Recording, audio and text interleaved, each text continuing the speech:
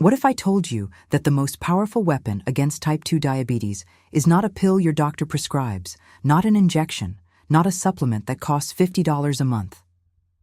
What if I told you it is something you probably drink every single morning? Something that has been sitting on your kitchen counter for years, quietly containing molecules that scientists just discovered are more potent than one of the most commonly prescribed diabetes medications on Earth. Before I show you the science, let me tell you about George. George is 72 years old, retired bus driver from Philadelphia, 36 years behind the wheel. George drove the number 42 route downtown to the Northeast 6 days a week. He knew every pothole, every traffic light, every stop where the regulars waited. The kind of man who waved to strangers and remembered the names of people who rode his bus 20 years ago. When George came to see me, he was not the same man. His doctor had told him 3 months earlier that his fasting blood sugar was 142. His A1C was 7.1. He had officially crossed the line into type 2 diabetes. His doctor prescribed metformin and told him to lose weight. George looked at me across my desk and said, "My father had diabetes. He lost his left foot at 68. He died at 73. I am 72. And I just got the same diagnosis he got." George was not scared of the disease. He was scared of becoming his father. I looked at George and said something that surprised him. I said, "Tell me about your coffee." He blinked. He said, "What does coffee have to do with diabetes?" I said, "Everything. I am Dr. Margaret Hale, 28 years in integrative medicine and clinical nutrition. And what I am about to show you is the most important discovery about coffee and blood sugar control that has ever been published. It was released in January of this year by researchers at the Kunming Institute of Botany, one of the most prestigious botanical research centers in the world, part of the Chinese Academy of Sciences. And it completely changes what we know about what your morning coffee is doing inside your body. Here is what they found. Using an advanced analytical technique that combines nuclear magnetic resonance spectroscopy with mass spectrometry molecular networking, researchers isolated 6 previously unknown compounds hidden inside roasted Arabica coffee beans. 3 of these compounds, which they named caffaldehydes A, B, and C, showed extraordinary ability to block a specific enzyme in your digestive system called Alpha-glucosidase. Now let me explain why that enzyme matters more than almost anything else if you are over 60 and worried about your blood sugar. Every time you eat a meal that contains carbohydrates, bread, rice, pasta, fruit, your body has to break those carbohydrates down into simple sugars before they can enter your bloodstream. The enzyme that performs that final breakdown is alpha-glucosidase. It sits in the lining of your small intestine like a gatekeeper. And every time you eat, it opens the gate and allows a flood of glucose to rush into your blood. Think of it like a dam on a river. When the dam opens, water floods the valley below. When alpha-glucosidase activates after a meal, sugar floods your bloodstream. And if you are over 60, if your insulin response has slowed down, if your cells have become resistant to insulin's signal, that flood of sugar has nowhere to go. It stays in your blood. And when sugar stays in your blood at high levels, hour after hour, meal after meal, day after day, it does not just sit there quietly. It reacts with the proteins in your blood vessel walls through a process called glycation. It creates compounds called advanced glycation end products. These compounds stiffen your arteries. They damage the delicate capillaries in your kidneys. They destroy the tiny nerve fibers in your feet, your fingers, and your eyes.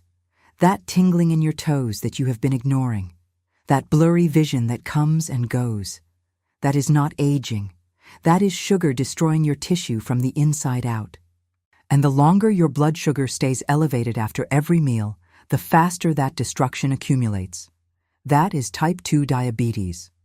Not a disease of too much sugar in your diet. A disease of too much sugar entering your blood too fast for your body to handle.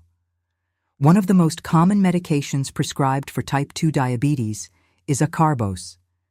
It works by blocking alpha-glucosidase. It slows down the gate. It reduces the flood. and it has been used for decades because it works. Here is what the Kunming researchers discovered. The 3 caffaldehydes found in roasted coffee beans block alpha-glucosidase more powerfully than Acarbose. Caffaldehyde C, the most potent of the 3, had an inhibitory concentration 50% value of 17.5 micromolar. That is stronger than the prescription drug. Caffaldehyde B came in at 24.4 micromolar. Caffaldehyde A at 45.07 micromolar. All 3 outperformed the pharmaceutical. I want you to sit with that for a moment. A compound that exists naturally inside the coffee you drink every morning is more effective at blocking the enzyme that causes blood sugar spikes than a medication that has been prescribed to millions of diabetic patients for 30 years. And nobody knew it existed until January of this year. If someone you love has type 2 diabetes, or if they have been told their blood sugar is creeping up, if a parent, a spouse, a friend over 60 has been put on medication or told to watch their carbs, send them this video right now. Because what I am about to tell you next could change how they manage their blood sugar for the rest of their life. Now I need to tell you something critical. Because this is where most people will make the mistake that costs them everything. Not all coffee is the same, and the way you prepare it, the type you buy, and what you add to it determines whether you receive these compounds or destroy them before they ever reach your body. The caffaldehydes discovered by the Kunming researchers are deuterpene esters. They are created during the roasting process. They do not exist in raw green coffee beans. The heat of roasting transforms precursor molecules into these active compounds. This means the darker the roast, the more time the beans have spent under heat, and the more of these compounds are produced. Light roast coffee has different benefits. It contains higher levels of chlorogenic acid, an antioxidant that has its own health properties. But it contains significantly lower levels of the deuterpene esters that block alpha-glucosidase. If blood sugar control is your goal, dark roast is the answer. Not light roast, not medium roast. Dark roast Arabica coffee, and it must be Arabica. The study specifically used Coffea Arabica beans. Robusta beans, which are cheaper and commonly used in instant coffee, have a different chemical profile and were not shown to contain the same caffaldehydes at meaningful levels. Now you might be asking yourself, if coffee has been studied for decades, why are we only learning about these compounds now? The answer is that these molecules are extremely small and extremely complex. Traditional analytical methods could not separate them from the hundreds of other compounds in roasted coffee. It took a combination of 2 cutting-edge technologies, nuclear magnetic resonance and mass spectrometry molecular networking, working together to identify molecules that had been hiding in plain sight for centuries. Every cup of coffee you have ever drunk in your life contained these compounds. We just did not have the tools to find them until now. I cannot sit across from every person who is watching their blood sugar climb and their doctor reach for the prescription pad. That is why I created the Cellular Reset. It is my complete guide to rebuilding every system in your body that is breaking down with age, including the metabolic system that controls your blood sugar. Every protocol, every measurement, every timing detail. The link is in the pinned comment below this video. Now let me show you why this is not just one study. Because the evidence for coffee and diabetes prevention is one of the most robust bodies of research in all of nutritional science. A massive meta-analysis that pooled data from over 1.1 million participants across 28 studies found that every additional cup of coffee consumed per day was associated with a 6 to 9% reduction in the risk of developing type 2 diabetes. People who drank 3 to 4 cups daily had a 25% lower risk compared to people who drank none. And here is the part that proves it is not just the caffeine. Decaffeinated coffee showed nearly the same benefit. It is the compounds in the bean, not the stimulant, that are protecting your body. A pilot clinical trial published in 2025 found that coffee roast level, timing of consumption, and the type of carbohydrate consumed together had highly significant effects on blood glucose response with a statistical significance of p less than 0.002. The researchers found that consuming coffee with a meal changed how fast and how high blood sugar rose after eating. The coffee was literally slowing down the gait. And there is more. A large-scale prospective study from the Harvard School of Public Health tracked over 100,000 participants over 20 years. They found that people who increased their coffee consumption by more than 1 cup per day over a 4-year period had an 11% lower risk of developing type 2 diabetes in the subsequent 4 years compared to those who made no change. And people who decreased their coffee intake by 1 cup per day had a 17% higher risk.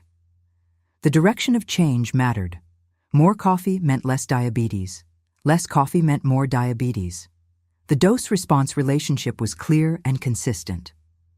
If you find this kind of science-backed information valuable, make sure you subscribe to this channel. I release new research every week, and the algorithm does not show it to you unless you are subscribed. I do not want you to miss what is coming next. Now here is the exact protocol. This is what I gave George. And this is what I recommend to every patient over 60 who is concerned about blood sugar. Step 1. Switch to dark roast Arabica coffee. Look at the bag. It should say 100% Arabica. It should say dark roast. Single origin is better than blends because you know exactly what you are getting. French roast, Italian roast, espresso roast, these are all dark roast varieties that will contain higher levels of the beneficial diterpene esters. Step 2. Drink it black. No sugar, no artificial sweetener, no cream, no flavored syrup. I know this is hard for some people, but every gram of sugar you add to your coffee is working directly against the compounds that are trying to protect you. You are opening the gate with one hand and trying to close it with the other. If you cannot drink it black, add a small amount of Ceylon cinnamon. Not cassia cinnamon, which is the cheap variety that can damage your liver. Ceylon cinnamon. It has its own blood sugar benefits and it adds sweetness without sugar. Step 3. Drink it with your meals. Not on an empty stomach first thing in the morning. The caffaldehydes work by blocking alpha-glucosidase in your small intestine. That enzyme activates when you eat carbohydrates. If you drink your coffee 30 minutes before a meal or at the beginning of a meal, the compounds are already in position when the carbohydrates arrive. They are at the gate before the flood starts. If you drink your coffee 2 hours after eating, the gate has already opened and the sugar is already in your blood. Timing is everything. Step 4. Use a French press or a pour-over method. Paper filters trap the diterpene compounds. They are designed to remove the oily fraction of coffee, and that oily fraction is exactly where the caffaldehydes live. An unfiltered brewing method like French press, Turkish coffee, or espresso preserves those oils and delivers them to your cup. Step 5. 3 cups per day. Not 1, not 6. 3. 1 with each major meal. Breakfast, lunch, and dinner. The research consistently shows that the protective effect scales with consumption up to about 3 to 4 cups daily. Below that, you are not getting enough of the active compounds to meaningfully affect alpha-glucosidase activity. Above 5 to 6 cups, you risk excessive caffeine intake, which can raise cortisol and blood pressure, especially in older adults. 3 cups is the therapeutic sweet spot. And if caffeine sensitivity is a concern for your evening meal, you can switch to decaffeinated dark roast for dinner. Remember, the caffaldehydes are not related to caffeine. They survive the decaffeination process. So decaf dark roast still delivers the blood sugar benefits. That is the complete protocol. Dark roast Arabica, black, with meals, unfiltered, 3 cups a day, 5 steps. Less than 10 seconds of change to your existing routine. And your morning coffee transforms from a habit into a metabolic intervention. Now let me tell you the 3 mistakes that are destroying the blood sugar benefits of your coffee. Mistake number 1. Sugar and artificial sweeteners. Every teaspoon of sugar you add to your coffee triggers a direct insulin response. You are drinking a blood sugar medicine and pouring sugar into it at the same time. And artificial sweeteners are not better. Multiple studies have shown that aspartame and sucralose disrupt gut bacteria in ways that actually worsen insulin resistance over time. Your sweet coffee is making your diabetes worse, not better. Mistake number 2. Drinking coffee on an empty stomach first thing in the morning. Caffeine on an empty stomach triggers a cortisol spike. Cortisol is a stress hormone that tells your liver to dump glucose into your bloodstream. Your liver stores glucose as glycogen, and when cortisol spikes, your liver breaks that glycogen down and releases it directly into your blood. So your morning coffee, if consumed before food, can actually raise your blood sugar rather than lower it. You are trying to protect yourself, and instead, you are triggering the exact spike you are trying to prevent. Eat something first, even something small, a handful of nuts, a piece of fruit, a boiled egg, then drink your coffee with or after breakfast. Mistake number 3. Instant coffee. Instant coffee is made from the cheapest beans available, usually Robusta, processed at extreme temperatures that destroy many of the beneficial compounds, including the delicate diterpene esters that the Kunming researchers identified. The manufacturing process involves brewing the coffee at industrial scale, and then either freeze-drying or spray-drying it into powder or crystals. That extreme processing eliminates much of the oil fraction where the caffaldehydes are concentrated. If you are drinking instant coffee and expecting blood sugar benefits, you are getting almost none of the active compounds. Switch to freshly ground dark roast Arabica. Buy whole beans if you can and grind them fresh before each brew. The difference in what reaches your bloodstream is enormous. Now I want to hear from you. Drop a comment and tell me, how do you take your coffee? Black or with sugar? Dark roast or light? And has anyone ever told you that your coffee could be affecting your blood sugar? Tell me your story, because I read every single comment, and next week I am going to address the most common questions about diabetes and aging that I receive from this community. Let me tell you what to expect when you start this protocol. In the first week, most patients do not notice a dramatic change. What they notice is that they feel less of a crash after meals. That heavy, sleepy feeling you get after lunch or dinner starts to fade. That is the first sign that the blood sugar spikes are being blunted. By week 2 to 3, if you are testing your blood sugar at home, you will start to see the numbers come down. Not dramatically, but consistently. The post-meal readings that used to hit 160 or 170 start showing 140 or 150. By week 6 to 8, the trend becomes clear. Your fasting numbers start improving. Your average glucose comes down, and the energy changes. Patients tell me they feel steadier throughout the day, no more peaks and crashes, just even, sustained energy from morning to night. Some patients also report that their cravings for sugar and refined carbohydrates begin to diminish. When your blood sugar is stable, your brain stops sending emergency signals demanding quick fuel. The cycle of spike, crash, crave, eat, spike again, that cycle begins to break. And once that cycle breaks, everything gets easier. The diet becomes easier. The weight management becomes easier. The medication conversation with your doctor becomes easier, because your numbers are finally moving in the right direction. Let me tell you what happened with George, because his story is the reason I made this video. I put George on the protocol. Dark roast Arabica, black, French press, with every meal. 3 cups a day, no sugar, no cream. Ceylon cinnamon in the morning cup only. I also adjusted his diet to reduce processed carbohydrates and increase fiber, which works synergistically with the coffee compounds to slow glucose absorption even further. George resisted at first. He had been adding 2 sugars and cream to his coffee for 40 years. He told me, "Doctor, you are asking me to drink mud."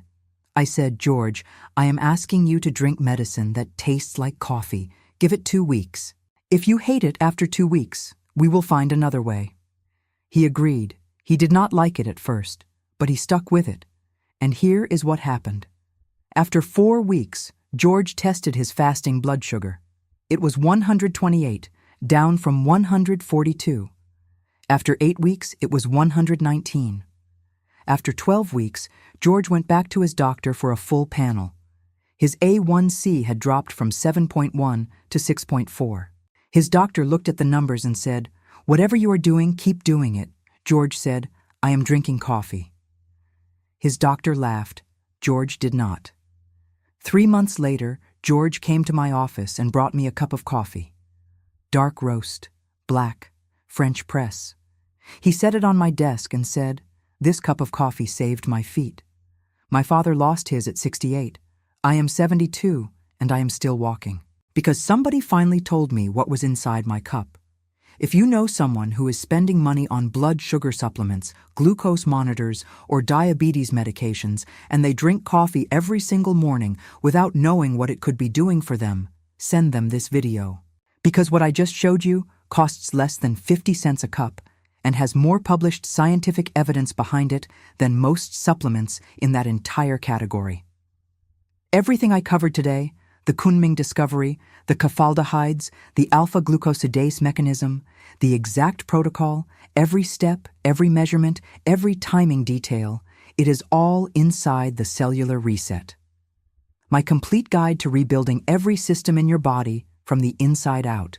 The link is in the pinned comment. And next week, I am going to show you the one fruit that rebuilds your mitochondria, the power plants inside every cell in your body. When those power plants fail, everything fails. Your muscles, your brain, your immune system. And this one fruit has been clinically proven to reverse that decline. The results shocked even the researchers. George still drives past his old bus route sometimes, not behind the wheel anymore, just walking. He walks 3 miles every morning now, something he could not do 6 months ago because his feet were going numb. The tingling that used to wake him up at night is gone. The numbness that made him trip on curbs has disappeared. His feet are not numb anymore. His blood sugar is under control. His doctor reduced his metformin dose, and every morning before his walk, George sits on his porch with a cup of dark roast coffee. Black. No sugar. Ceylon cinnamon. French press. He drinks it slowly, watching the sun come up over the row houses on his street. And he drinks it like it is medicine. Because it is. The choice is yours, and it starts with your next cup. I am Dr. Margaret Hale, and I will see you in the next video.